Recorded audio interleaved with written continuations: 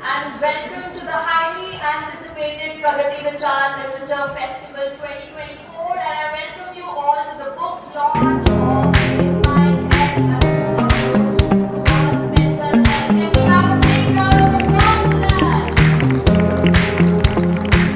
Alright, okay. For those who do not know me already, I am Kritika and I will be your guide through this exciting evening as your master of ceremony.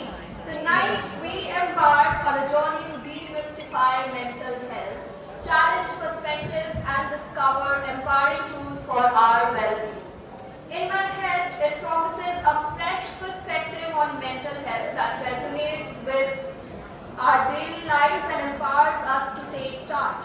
This book holds the potential to spark positive change, not just for the individuals, but for our entire community.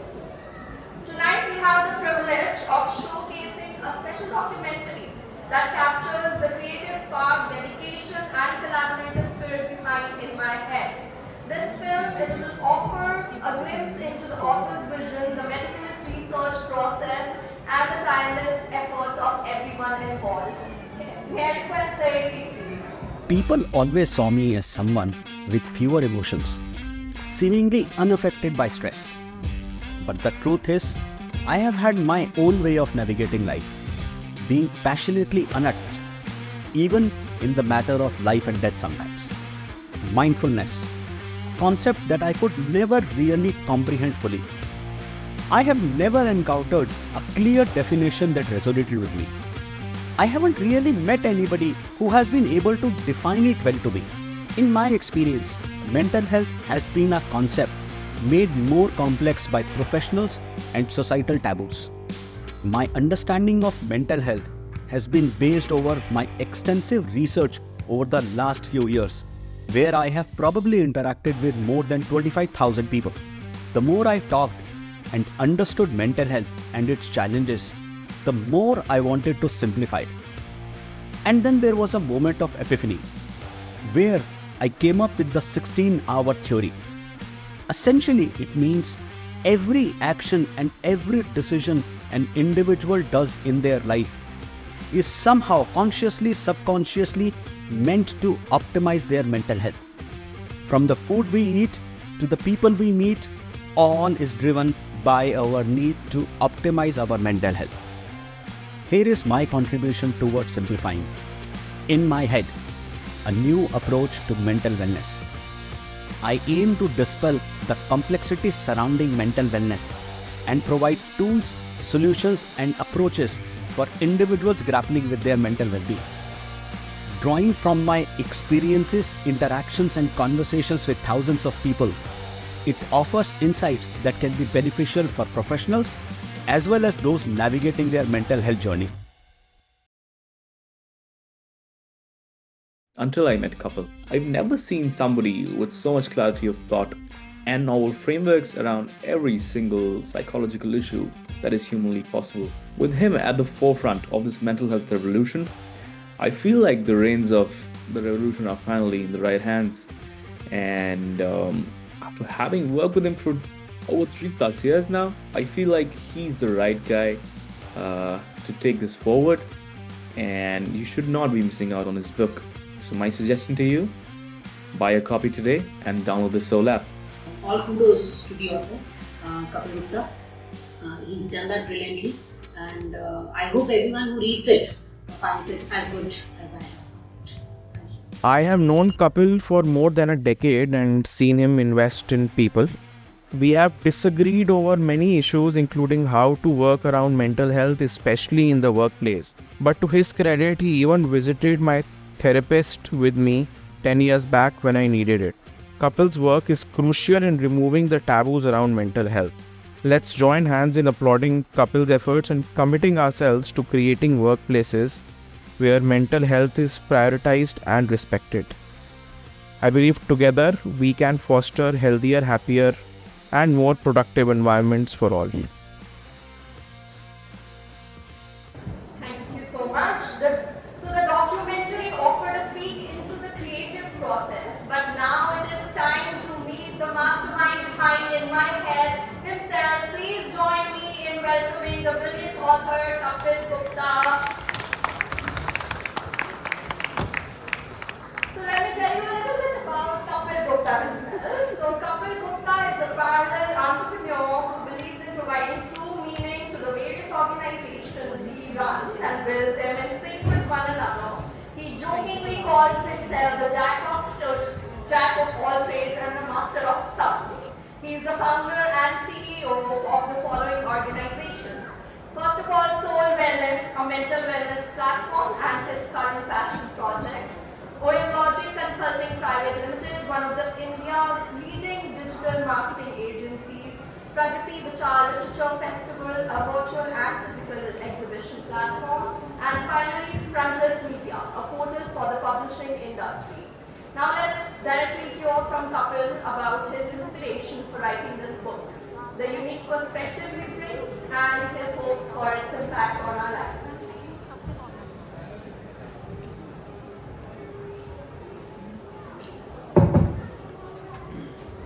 Good evening, everyone. Thank you so much for coming for this book launch. As most of you know, this is my second book, and it's been a very interesting process working on this one, especially because we are talking about mental health. So my usual frame of mind, which says I don't care, doesn't really work here. I had to be empathetic, I had to take care of, how are we communicating the message across. And for me, the concept of this book came around 3 years back when I actually started working in mental health area. And the vision and the mission and the reason we started it off was looking all across. And let me start by asking you guys a question. And think about it in your life. I don't want you to answer here. But think about it in your life. There are days when you are productive, when you are able to achieve a lot, when you wake up happy and everything works well. And then there are days when it just doesn't happen like that. Hello. What is the difference in productivity, efficiency, and your performance between those days? From what I have seen, okay, let me start again. So the difference in this productivity, efficiency, performance, and I will include happiness in this, for everyone is at least 20%. For 70-80% of us, this difference will be 50%. For 40-30% of us, this difference will actually be 100%. So I was saying, if I am able to provide mental health capability and make you feel better about yourself, be able to be mentally well, it means I can let you be 20%, 50%, 100%, and in some cases exponentially beyond that, productive, efficient, and most important, happy and peaceful about yourself. That really is the mission of what we are trying to achieve with the book. It explores how you can do that, what in my view are the attributes that people don't normally think about when they think mental health. It's a very differently written book. It's not a book that comes from a psychologist or a psychiatrist. It's not a book that comes from somebody that has academically studied the field of psychology.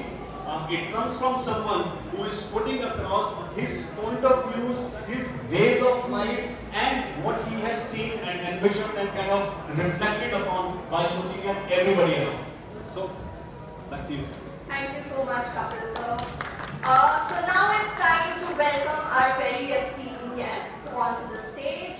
So first we have the honor of welcoming Professor Arshad Ikram Ahmed, the esteemed head of the Department of Education Studies at Jamia Millia Islamia.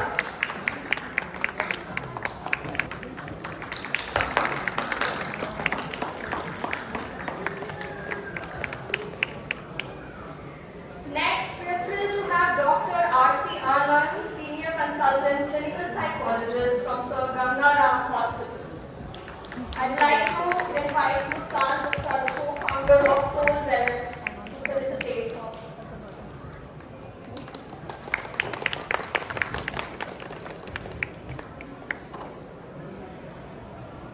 It's okay. It's open entirely. It's open entirely.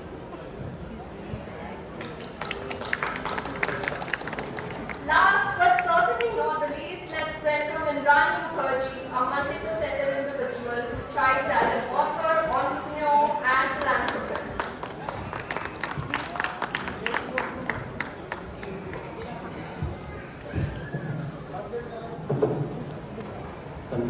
कृपया ध्यान दें, एक 4 वर्षीय बच्चा, नाम राज है, hall number 5 counter stall A26 से खोया हुआ है।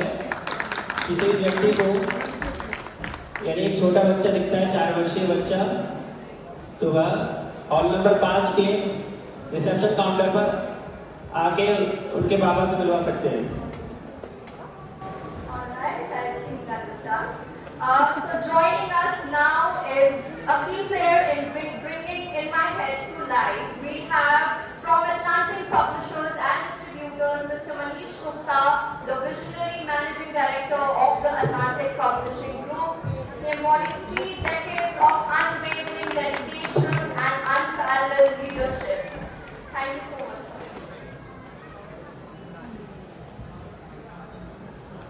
Okay, so for months the ideas within In My Head have lived on paper, in workshops and in our minds. But tonight they truly blossomed. With immense pleasure, I invite you to witness the unveiling of In My Head.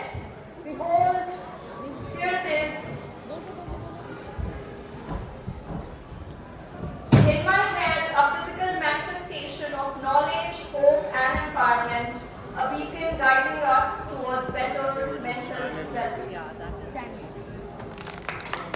Let's give a big round of applause.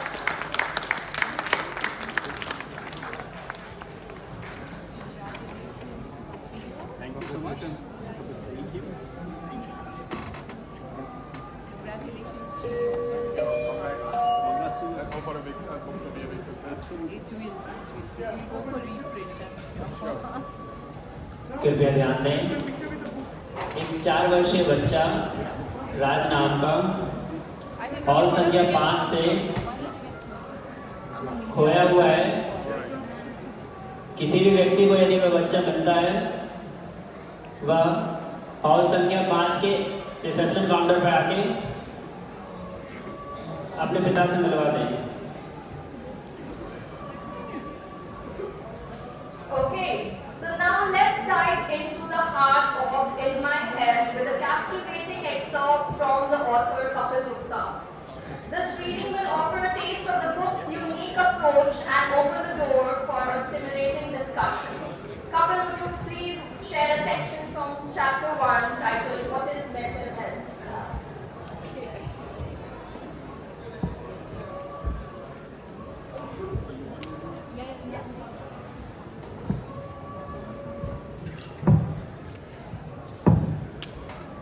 So, let me start by reading something from the book. And I'm reading chapter 1. All our actions and decisions are driven to optimize mental health. I call this the 16-hour theory. Before we begin our journey towards better mental health, we need to understand some basic concepts. First and foremost, what is mental health? If I put you and 9 other people on the spot and ask you this question, I'm sure that your definition of mental health won't match the definition given by others. Every person will define it in a way that fits their own self, in terms of what works for them. I have done this exercise with thousands of people during numerous workshops. The prompt is always the same. What do you do for your mental health? Some come back with a vehement nothing. Never needed, never did anything. Others name some activity they engage in. Yoga, meditation, gym, travel, cooking, some kind of performing arts, etc., etc. Or that they have been to a counselor or therapist in the past. Yet, almost no one thinks of what I call the 16-hour theory. I believe that for more than 16 hours in a day, every day, all that we do is mental health. From the food we eat, to the people we meet, and the places that we go to. We all are working towards mental health in our daily routine, each day, knowingly or unknowingly. It is just a matter of knowing the right vocabulary, tools and framework that we can work towards our mental health with more efficiency. And of course, the book discusses this in a lot of detail.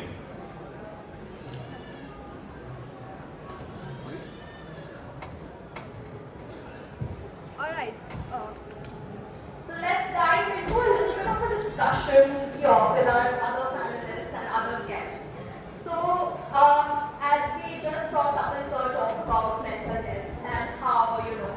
mental health as a concept is different for every individual. So I would love to know, and I'm sure the audience would love to know your perspectives about mental health, how you think mental health.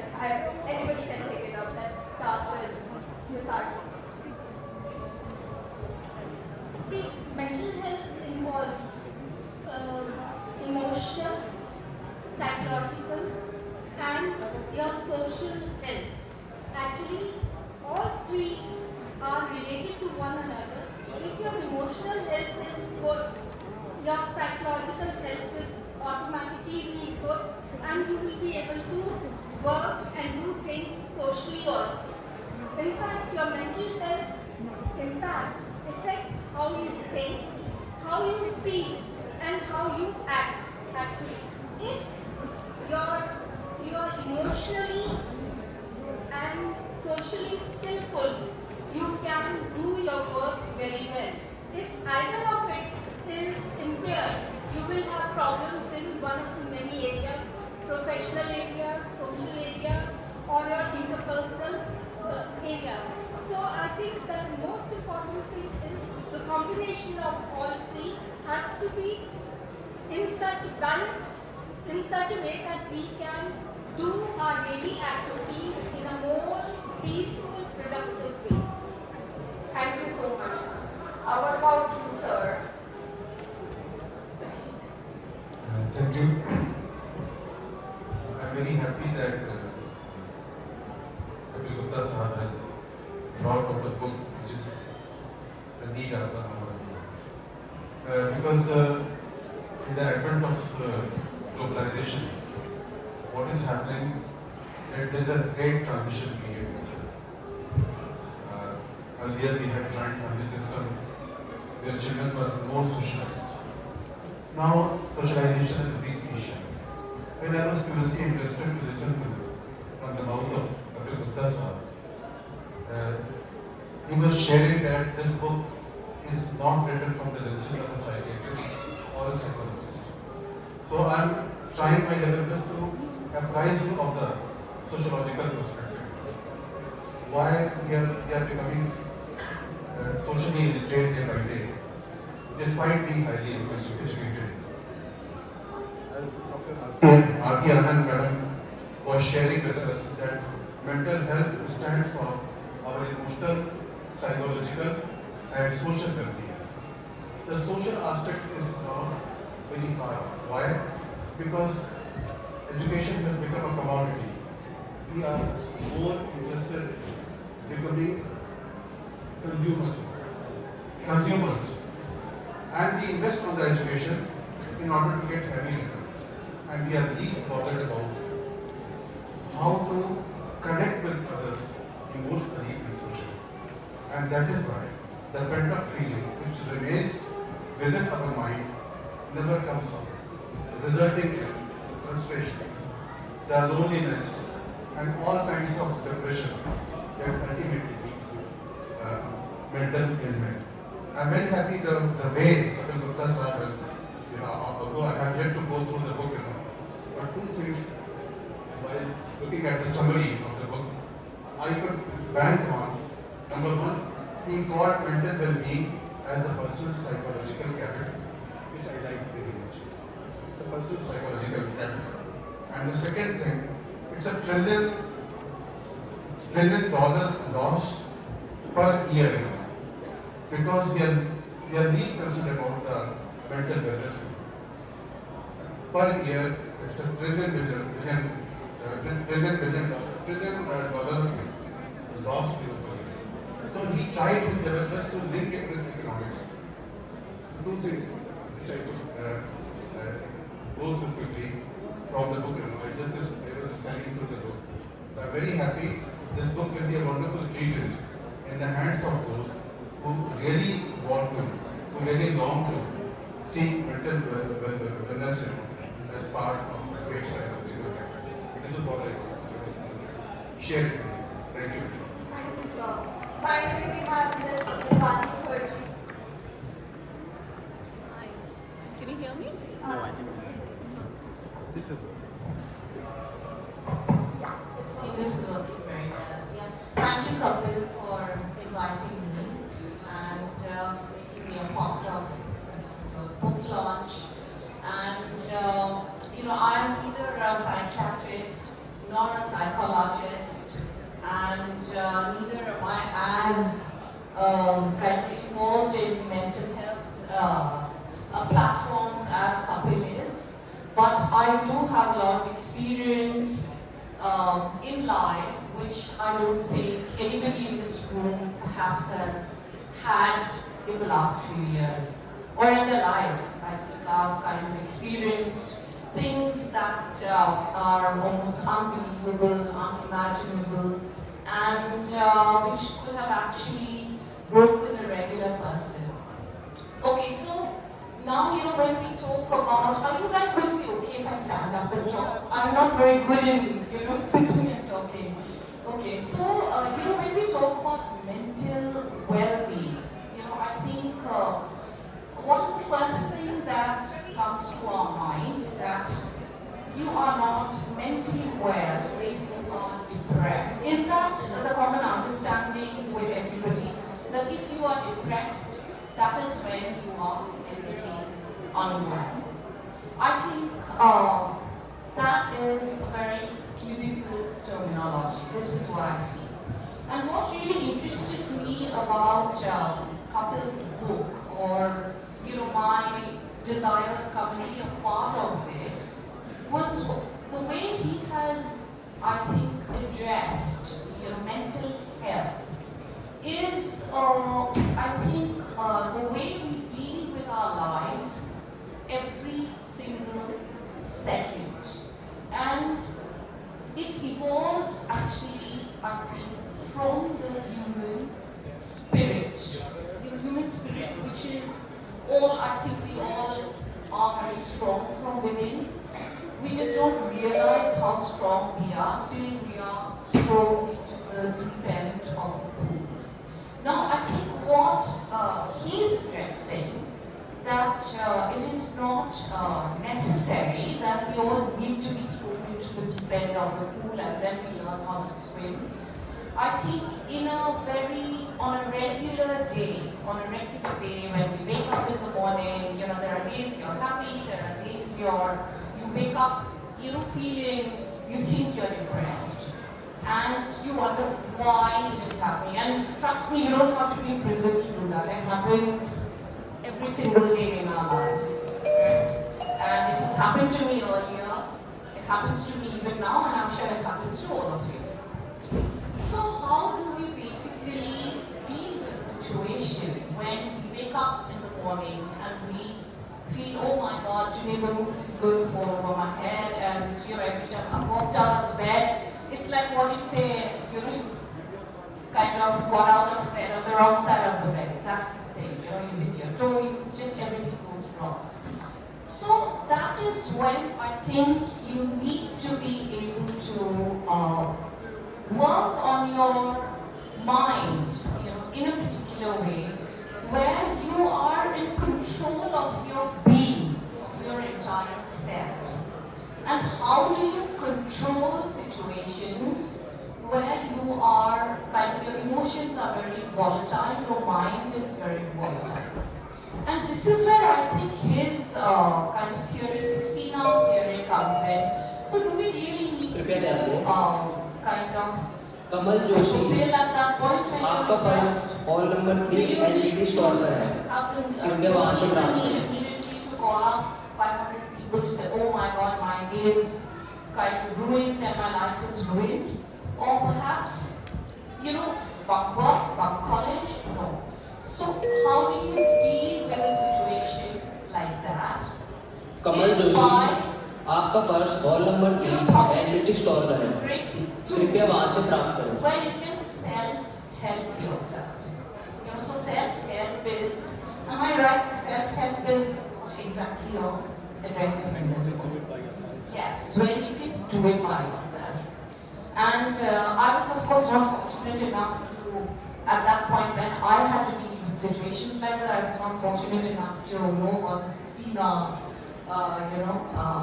what do you call it? The theory, yeah, but I think I pretty much did it in a very similar pattern, so I think I'm going to find this book very, very interesting. Yeah, so I think, what I can say right now is allow him to really brief you all a little bit more on the book and about the 16-hour theory that you'd like to talk about, yeah. And I hope, and I'm pretty sure this book is going to be very helpful to you. And I think from here on, I'm hoping I can be more involved with Kapil in future to organize more of these forums and to go and, provide help to people wherever I can. I think that's going to be very useful, right? Yeah. Thank you, Kapil. Thank you. Thank you so much, ma'am. Okay, so my next question would be for Kapil sir. Kapil sir, you have talked about the 16-hour theory, but in the book you also talk about many tools and resources. Would you like to elaborate more on what kind of tools and resources might help a person? Sure. So let me do that. So what I talk about in the book is, as I said, there is the 16-hour theory which says everything that you do in your life is primarily driven by your need to optimize your mental health. So, assuming you know the 16-hour theory, does that mean your mental health will be fine? Will you be able to be, living a great life? Absolutely not. Right? So, there are two parts to this question. First part is, even if you have access to the 16-hour theory, what is it that you would require? And the second is, why do people today not get help? If they are working, subconsciously, they are working on their mental health, why do they not get help? So, in my research, what I found was people lack the vocabulary, the tools, and the framework. So, ना तो उनके पास mental health की भाषा है, the vocabulary, ना ही उनके पास में उससे related tools हैं, the tools, और ना ही उनके पास में उसके अलावा कोई framework, कोई ढांचा है जिसमें वो supportive. This book is an attempt to discuss the vocabulary, the tools, and the framework. We divide the tools in three parts. The first part is self-help tools. Tools that people can get access to by themselves and use it by themselves with no other intervention. The second part is community support tools. Tools that people need and they get access to but they are able to use with community at large. Whether it is journaling, whether it is support groups, whether it is other activities, but tools that people use with community at large. And the third part is tools that are expert services. So assuming you get access to self-help tools, assuming you get access to community support tools, even with that, there will be times when there will be aggravated stress in your life. There will be time when there will be full unworkability. There will be time when you won't be able to recover just by having access to self-help tools or just by having access to community support. So at that point of time, you would require expert services. So the book discusses in detail what is self-help tools, what are community support tools, and what are expert services. And before that, the book also has a very detailed account of what is the right mental health vocabulary that people should have access to.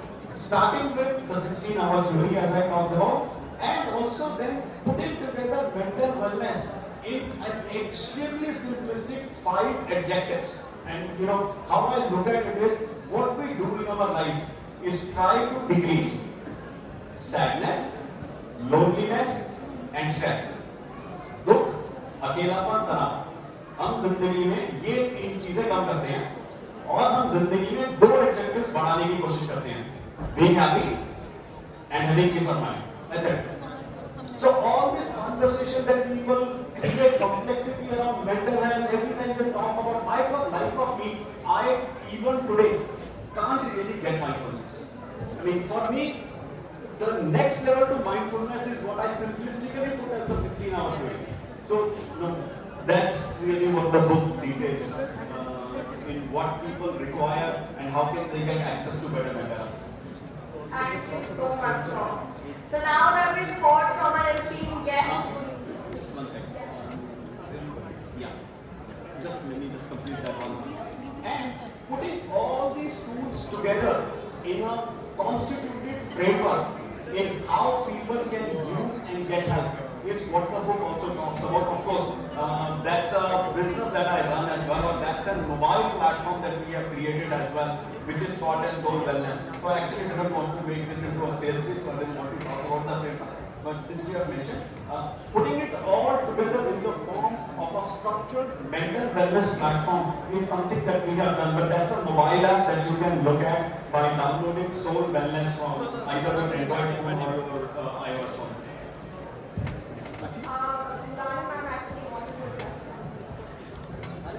Okay, there is another thing I actually missed out because we were talking about the book. You know, I think a major issue that we have with mental health now is because we are constantly looking for validation, you know. So we tend to, and particularly with, you know, so much of social media, we are consuming a lot of stuff on social media. We are putting ourselves out, we are bearing ourselves, our lives in social media, everywhere, in every single platform. And I do believe, okay, because I've, you know, I mean, this is not just my personal experience, but I've also seen the people around, that we tend to become the person who, you know, others kind of describe you as or believe you are.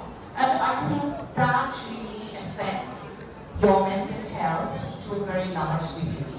You know, whether you're happy, unhappy, or you're in a very ecstatic moment or sad moment, I think you need to, you know, as individuals, we need to stop relying upon the validation of others. And this is, I think, just so important to kind of address, just to have a calm, you know, calm mind, you know, before we move to, you know, the next steps of mental well-being. I hope it helps, you know, I hope this tip really helps everyone.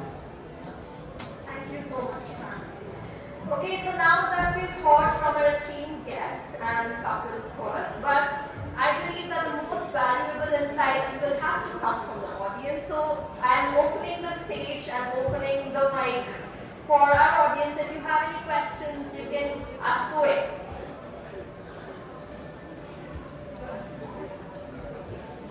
Or if not questions, if you have any ideas, yeah, someone, can you pass the mic, please? We'll pass you the mic, sir. My question to the author is like, how we get to know about that? Are we like, is our mental health is at a level like, is it good or bad? How we get to know? This is also again a question that comes like this. How I can, you know, assess that, for example, out of 10, is it on 8, 9, or is it on 2, 3, 4? How I can assess that? Only then I need a support or tools or forums or communities like that. That's a wonderful question. Thank you. And that sits at the base of what mental wellness really means. So let me first make a statement and then I will answer this question. I always tell people, my mental health is my mental health, none of your mental health. The challenge is mental wellness today works in 8 billion different ways.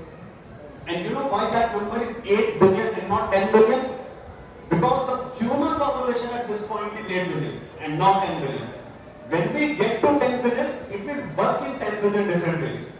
So the question is not always and not really how do you assess your mental health. I think for almost everyone, the starting point is them taking a step back and asking that question of themselves.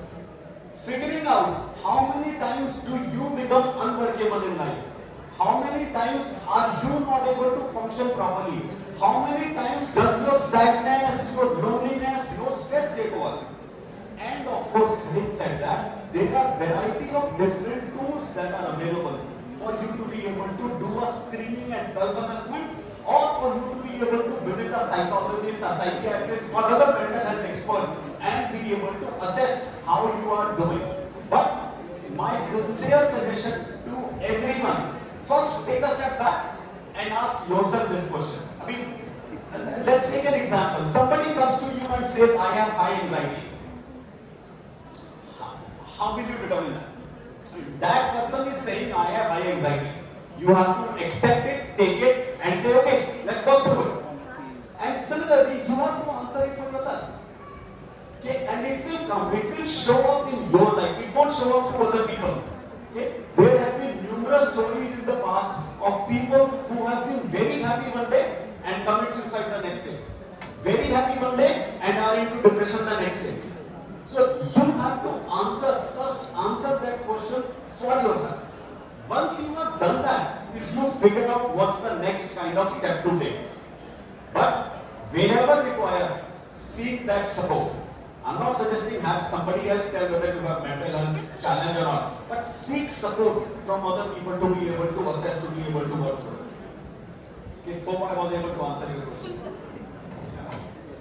It's also one very important thing, the stigma attached to mental health.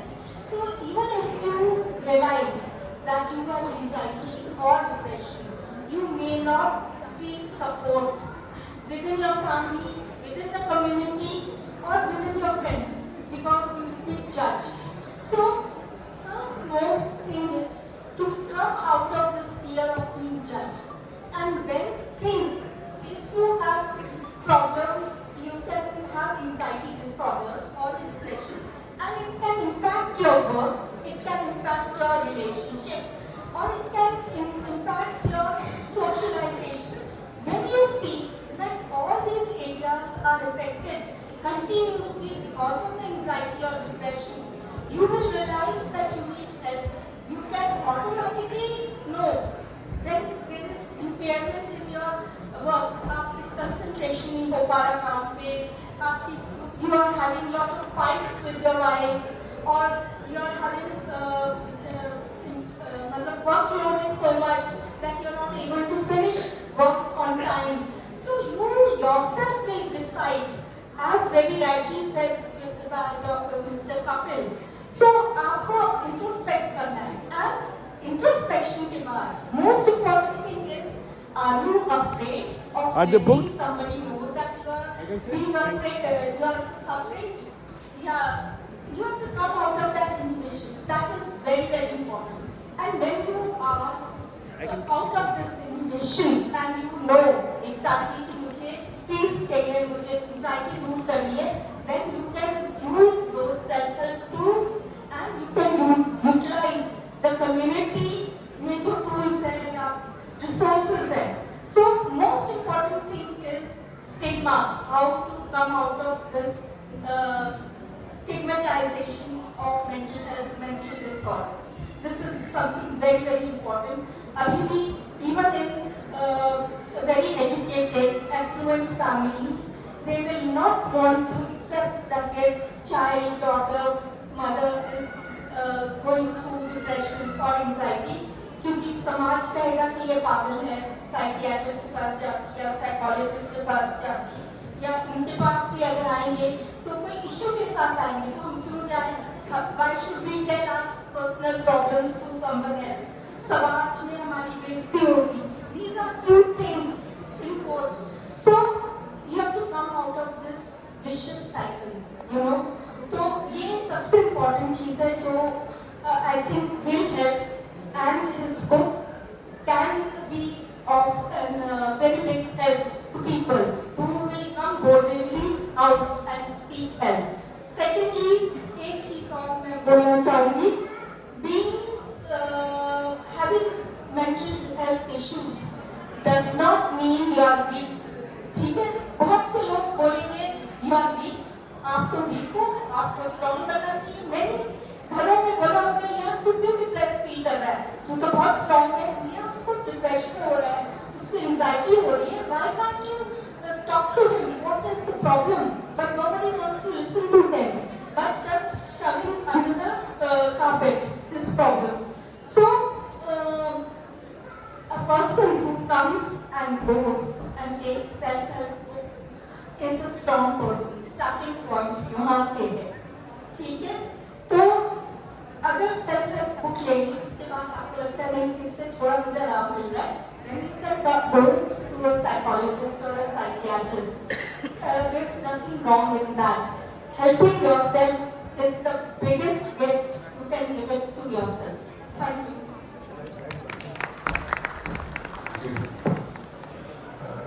very good question raised by you.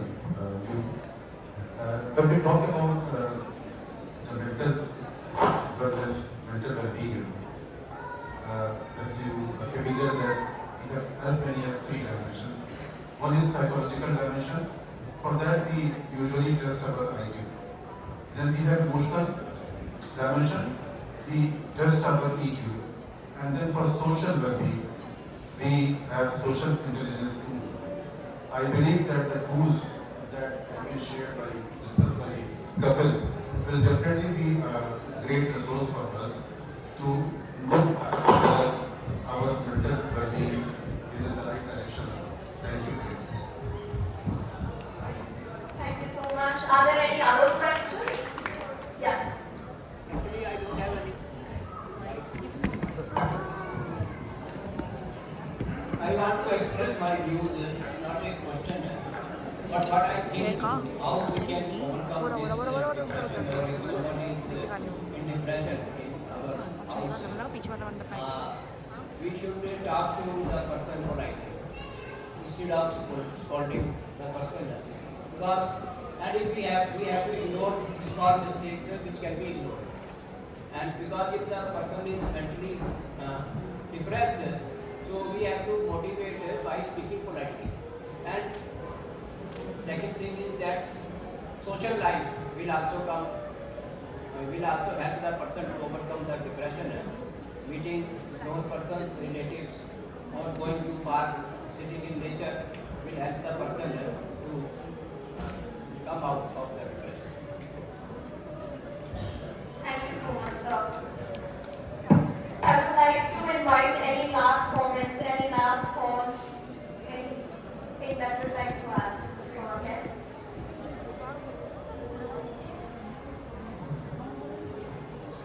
There are a couple of specific aspects that I would also mention, which are discussed in quite detail in the book. You know, one of the challenges, of course, there is this conversation about stigma, and that's a huge problem when somebody thinks about mental health. But let's go beyond that. Assuming there is no stigma, and assuming somebody comes to you and says, okay, I have a problem, I have mental health issue. The next question is, okay, so what do I do now? Assuming I say I have to visit an expert, what do I do? Who do I visit? Most people do not even understand the difference between a psychiatrist and a psychologist. I am not talking about the intellectual law. Okay? But most people do not even understand the difference between a psychiatrist and a psychologist. Let's add complexity to it. Most people don't even understand when to visit a psychiatrist and when to visit a psychologist. Most people don't even know there is something called as neurotic disorder and something called as psychotic disorder. And this is, this is very basic. If you think about mental health, this is like the most basic thing that should be there. So one of the things that we have done in the book is we have talked about how do you make these conscious choices, what sort of challenges you have and who should you go to. Also, we talk about the reasons of mental health in full detail. I mean, we have this concept that we call as the 4 C's. So we say people have increasing mental health issues because of 4 C's. The first C is conformity. Conformity means my need to do what others expect from me. Not just that, my need to also do what I expect from me. So most people don't just struggle with what others expect, they also struggle with what they expect from themselves. That's conformity. The second C that we talk about is contagion. So, specifically with COVID, it went really up. I mean, there is a huge amount of fear amongst people, there is a huge amount of challenge, healthcare issues and stuff like that. That I call as contagion. The third C that we talk about in the book is climate. And climate is not just talking about climate-related issues, but it is also talking about diseases that happen because of climate change and everything that goes on. And the fourth C that we talk about in the book is conflict.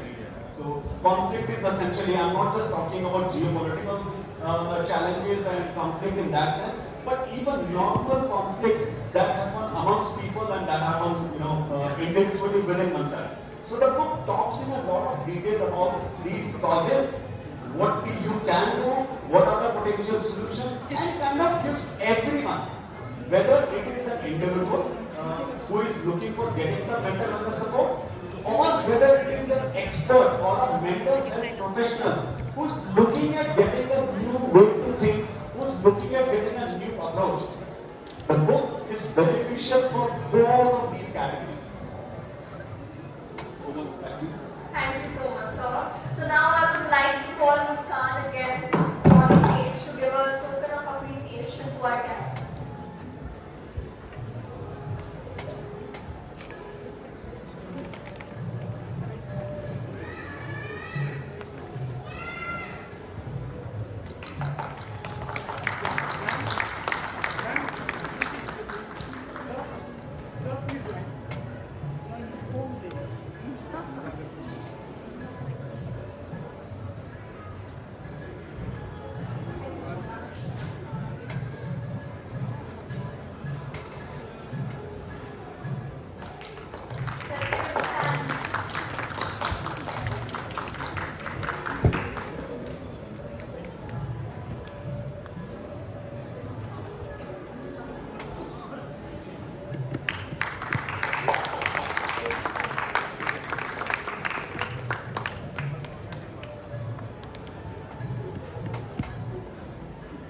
With that, we do come to an end of the book launch. Thank you so much, Professor Arshad, Ms. Aarti, Ms. Silvani Mukherjee for joining us. So Kapil will be available for signing the books shortly. So grab your copy of In My Head. He will be available tomorrow, I'm so sorry, at the Atlantic store. And please get your book right away and get it personalized by himself. Before we close the curtain on this event, I would like to express